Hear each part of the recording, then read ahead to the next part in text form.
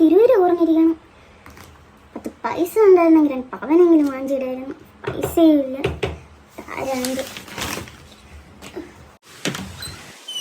അമ്മനാ കേറി വാങ്ങ. എന്തൊരു വിശേഷം? നല്ല വിശേഷം മക്കളെ.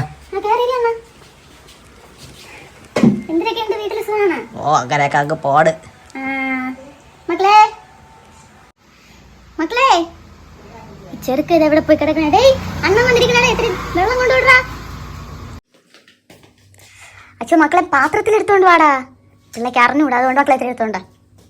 അത് പിള്ളേക്ക് അറിഞ്ഞൂടാ, ഞാനല്ലേ എടുത്തു കൊടുക്കണം. എനിക്കിപ്പോ വയ്യ, അതുകൊണ്ടാണ്. പിള്ളേക്ക് അറിഞ്ഞൂടാ, പാവം. ഇപ്പൊ എടുത്തോണ്ട് തരേം കേട്ടോ.